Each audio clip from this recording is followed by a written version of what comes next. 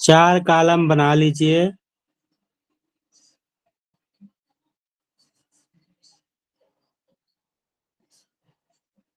5 column बना लीजिए। एक में ग्रह लिख लीजिए, दूसरे में एक पाद दृष्टि, दूसरे में द्विपद दृष्टि, तीसरे में त्रिपाद दृष्टि, चौथे में पूर्ण पाद दृष्टि। एक पाद दृष्टि, द्विपाद दृष्टि, त्रिपाद दृष्टि, पूर्ण पाद दृष्टि। ग्रहों की 4 प्रकार की दृष्टि होती है। एक पाद से थोड़ा देखते हैं, द्विपाद से उससे थोड़ा ज्यादा देखते हैं, त्रिपाद से थोड़ा उससे और ज्यादा देखते हैं, पूर्ण पाद मतलब पूरी दृष्टि के साथ में देखते हैं। तो एक में कॉलम में लिखिए ग्रह, दूसरे में एक पाद दृष्टि, दूसरे में द्विपाद दृष्टि, तीसरे में त्रिपाद दृष्टि, चौथे में पूर्ण दृष्टि। उसके बाद में सूर्य, चंद्र, मंगल, बुध, गुरु, शुक्र, शनि सब एक लाइन से नीचे लिखते चले जाइए। जो पहले में ग्रह लिखे हैं, ग्रह में सूर्य, चंद्र, मंगल, बुध, गुरु, शुक्र, शनि लिखते चले जाइए।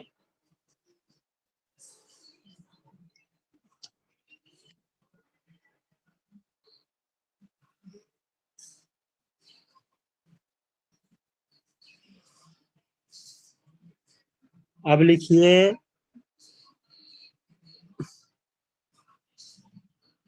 एक पाद दृष्टि में 3 और 10, तीसरी और 10वीं दृष्टि एक पाद दृष्टि सभी ग्रहों की होती है।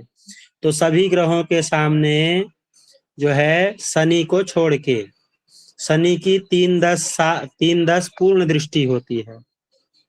ठीक है, शनि को छोड़ करके सभी को एक पाद दृष्टि में सभी की दृष्टि डाल दीजिए। 3-10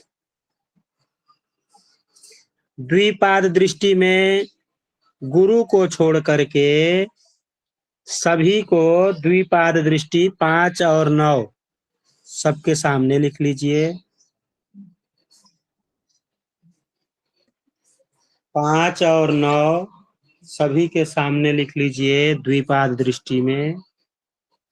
त्रिपाद दृष्टि में मंगल को छोड़ करके सभी को 4 और 8 त्रिपाद दृष्टि सभी ग्रहों की होती है।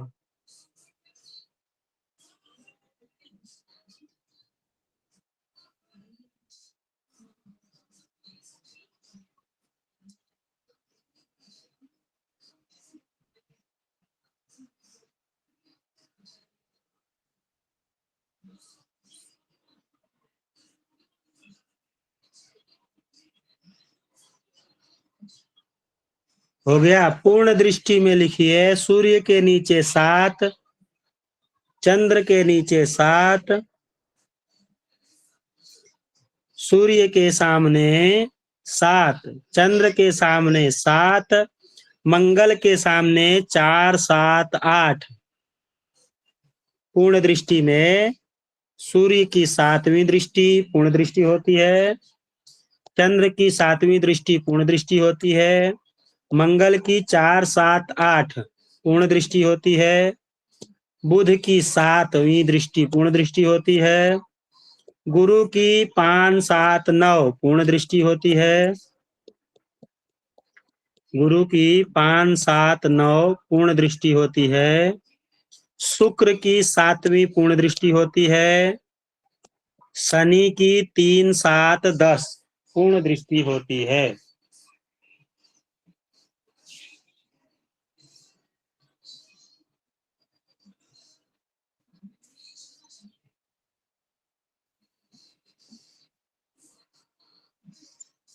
हो गया।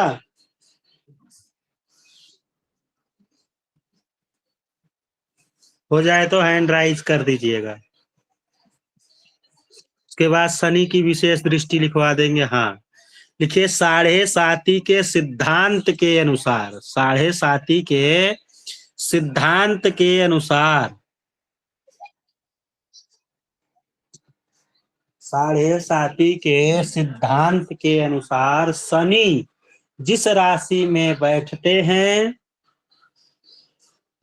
शनि जिस राशि में बैठते हैं उस राशि से अगली राशि और पिछली राशि, मतलब द्वितीय भाव और द्वादश भाव को भी पूर्ण दृष्टि से देखते हैं।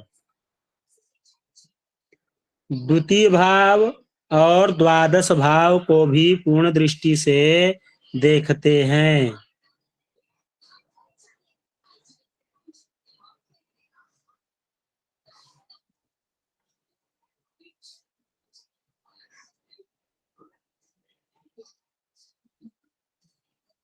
हो गया?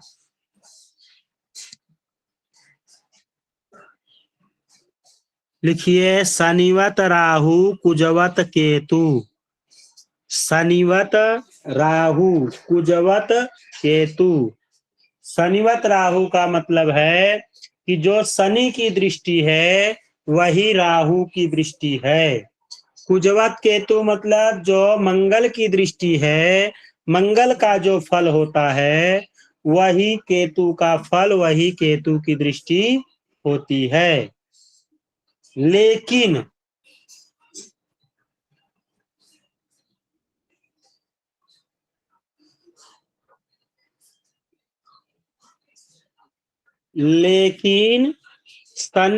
राहु और केतु अगर केंद्र या त्रिकोण में बैठते हैं तो गुरु की दृष्टि मान्य होती है। लेकिन शनि, राहु और केतु यदि केंद्र और त्रिकोण में बैठते हैं तो गुरु की दृष्टि मान्य होती है।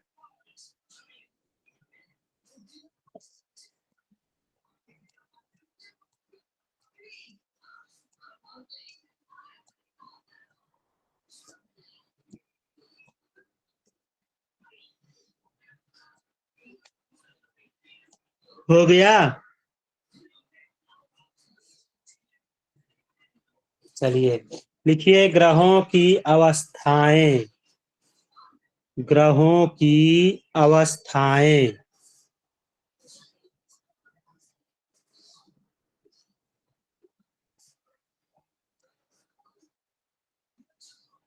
ग्रहों की अवस्थाएं।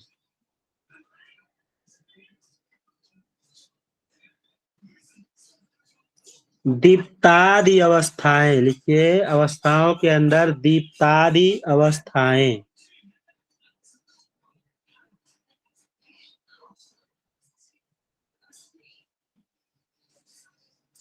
दीप्तादि अवस्थाओं में लिखिए ग्रहों की 9 दीप्तादि अवस्थाएं शास्त्रों में बताई गई हैं।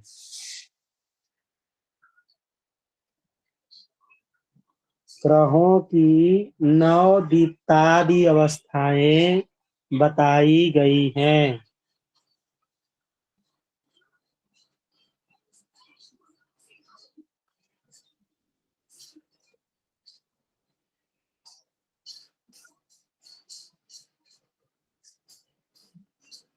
लिखिए पहला दीप्त, दूसरा स्वस्थ, तीसरा मुदित,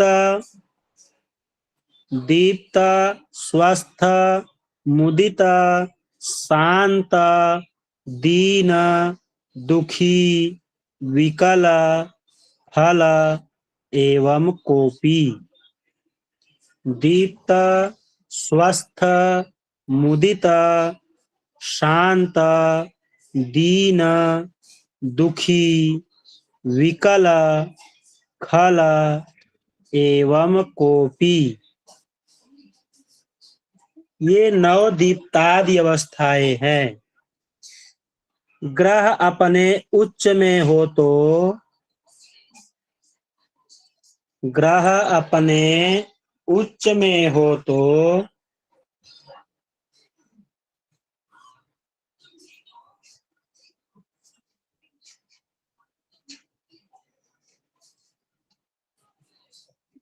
ग्रह अपने उच्च में हो तो दीप्त, स्वराशि में हो तो स्वस्थ, उच्च में हो तो दीप्त, स्वराशि में हो तो स्वस्थ। अति मित्र घर में हो तो मुदित, अति मित्र घर में हो तो मुदित, मित्र घर में हो तो शांत,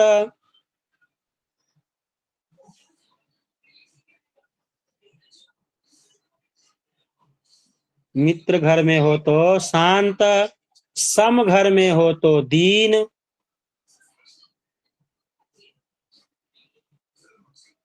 सम घर में हो तो दीन, शत्रु क्षेत्र में हो तो दुखी, शत्रु क्षेत्र में हो तो दुखी, पापक ग्रह से युक्त हो तो विकल, पापक ग्रह से युक्त हो तो विकल,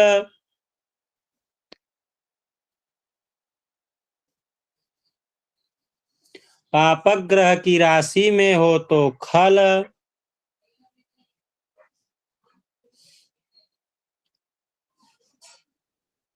पापक ग्रह की राशि में हो तो खल, सूर्य के साथ हो तो कोपी होता है, सूर्य के साथ हो तो कोपी होता है।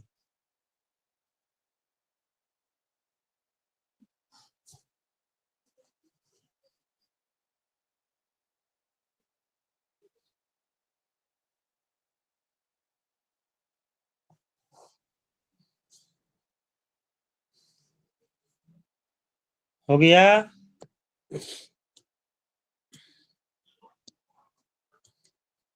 लिखिए, ग्रह दीप्त, स्वस्थ एवं मुदित, इन तीन अवस्थाओं में पूर्ण फल, दीप्त, स्वस्थ, मुदित, इन तीन अवस्थाओं में पूर्ण फल,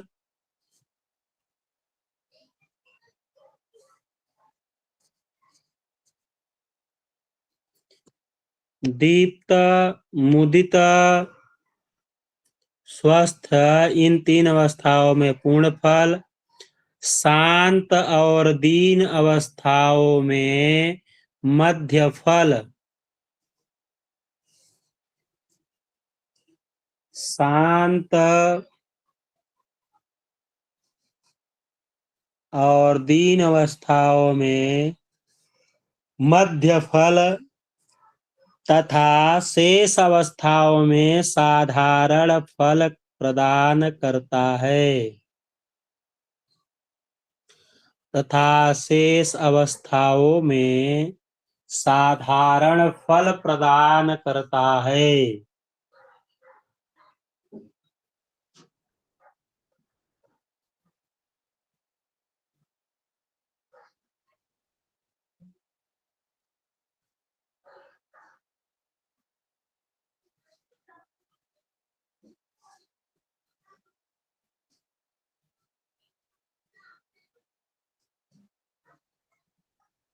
अगला लिखिए, बालादि अवस्थाएं, बालादि अवस्थाएं,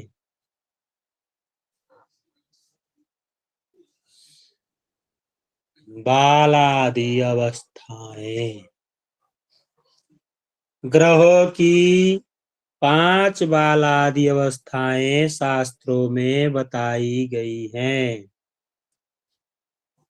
ग्रहों की 5 बालादि अवस्थाएं शास्त्रों में बताई गई हैं। 5 बालादि अवस्थाएं शास्त्रों में बताई गई हैं।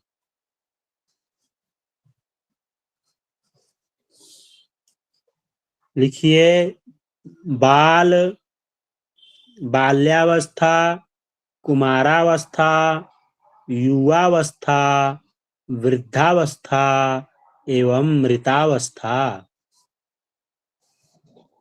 बालावस्था, कुमारावस्था, युवावस्था, वृद्धावस्था एवं मृतावस्था।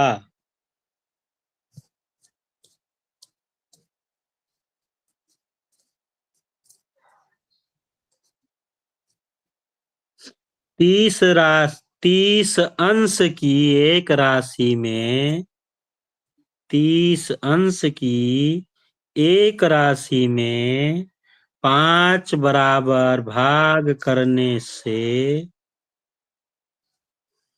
30 अंश की राशि में 30 अंश की राशि में 5 बराबर भाग करने से 6 अंश की एक अवस्था होती है। 6 अंश की एक अवस्था होती है।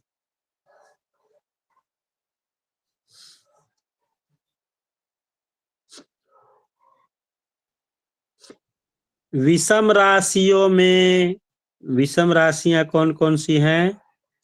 विषम राशियों में 1, 3, 5, 7, 9, 11 मेष, मिथुन, सिंह, तुला, धनु, कुंभ। विषम राशियों में ये अवस्थाएं बालादि क्रम से होती हैं। ये अवस्थाएं बालादि क्रम से होती हैं। विषम राशियों में ये अवस्थाएं बालादि क्रम से होती हैं। किंतु सम राशियों में, सम राशियां कौन है? 2, 4, 6, 8, 10, 12। वृष, कर्क, कन्या, वृश्चिक, मकर, मीन। ये राशियों में अवस्थाएं विपरीत क्रम से अर्थात मृतादि क्रम से आती हैं, मतलब उल्टी हो जाती हैं। मृतादि क्रम से आती हैं।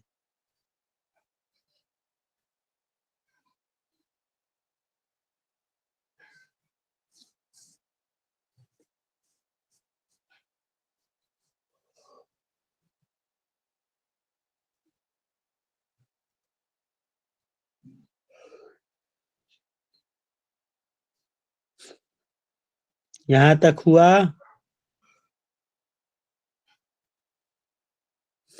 बालावस्था वाला ग्रह चौथाई फल, बालावस्था वाला ग्रह चौथाई फल, युवावस्था वाला ग्रह आधा फल, आधा फल,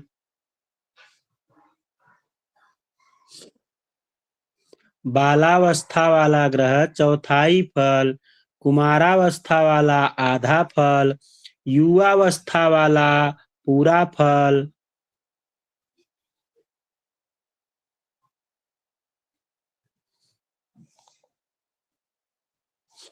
युवावस्था वाला ग्रह पूरा फल, वृद्धावस्था में नगण्य समान फल। नगण्य माने न के बराबर, वृद्धावस्था में नगण्य सामान्य फल और मृतावस्था वाला ग्रह शून्य फल प्रदान करता है। मृतावस्था वाला ग्रह शून्य फल प्रदान करता है।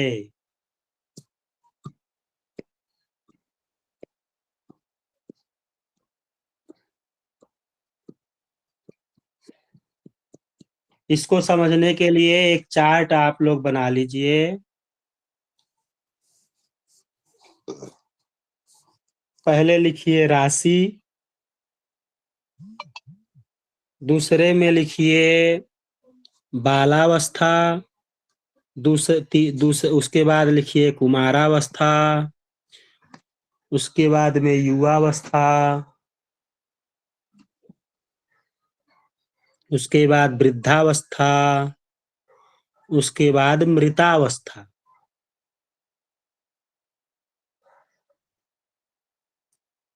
अब राशियों के नीचे लिख लीजिए सम, सम के नीचे लिख लीजिए विषम।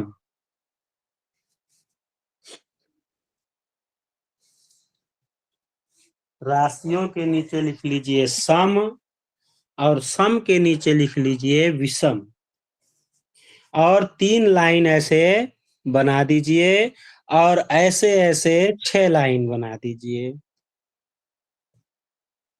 ऊपर से नीचे 6 लाइन और बाएं से दाएं की तरफ में 3 लाइन।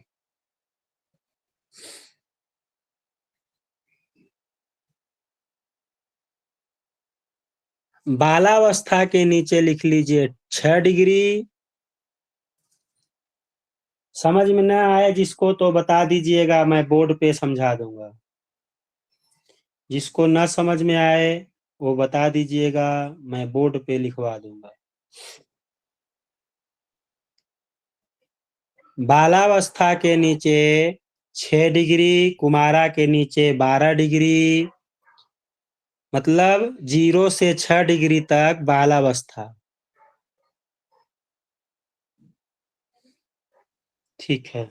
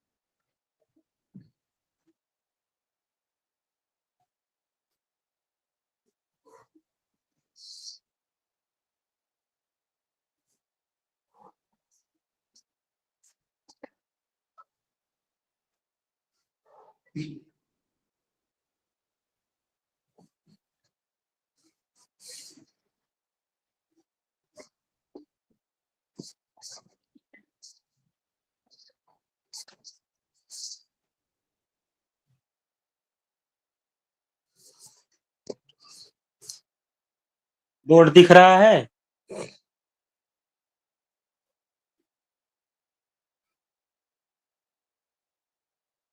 बोर्ड दिख रहा है ना? जी।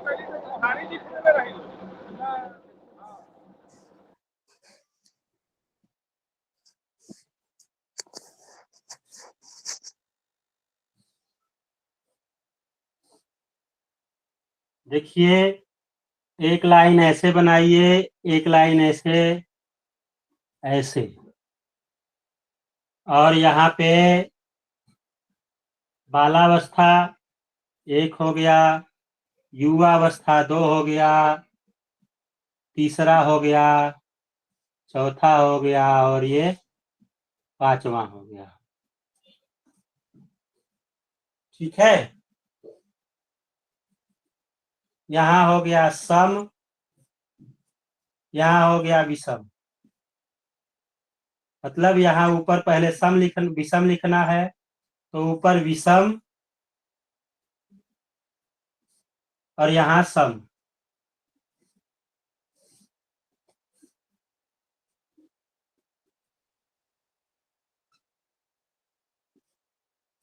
अब सम राशियां आपको मैं लिखवा दिया हूं,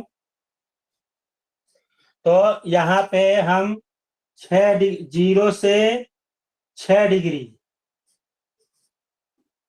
उसके बाद 6 के आगे जाएंगे तो 12 डिग्री तक, उसके बाद में 18 डिग्री तक, उसके बाद में 24 डिग्री तक, उसके बाद 30 डिग्री तक।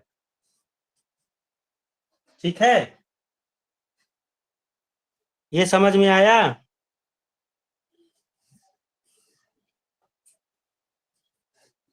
इतना आया कि नहीं? ये बालावस्था हो गया, ये कुमारावस्था हो गया, और ये युवावस्था हो गया, ये वृद्धावस्था हो गया, ये मृतावस्था हो गया। ठीक है,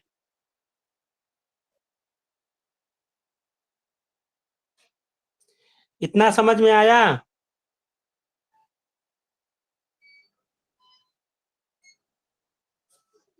बोलो यार कोई। जी गुरुजी। हाँ, अब यही विषम सम राशियों में उल्टा हो जाएगा। सम राशियों में उल्टा कैसे हो जाएगा? मृतावस्था कब हो जाएगा? 0 से 6 डिग्री,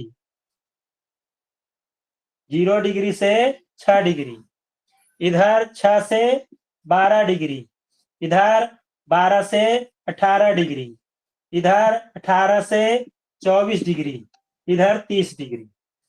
अब यहाँ पे बाल्यावस्था कहाँ हो जाएगा? 24 से 6 डिग्री बाल्यावस्था हो जाएगी। उसके बाद में 24 से 18 तक हम क्या हो जाएंगे? कुमारावस्था हो जाएगा। उसके बाद में 18 से 12 तक युवावस्था, और 12 से 6 तक वृद्धावस्था, उसके बाद 6 से 0 मृतावस्था हो जाएगा। ये समझ में आ गया? जी हाँ, चलिए रिकॉर्डिंग बंद कर दीजिए सुनील जी।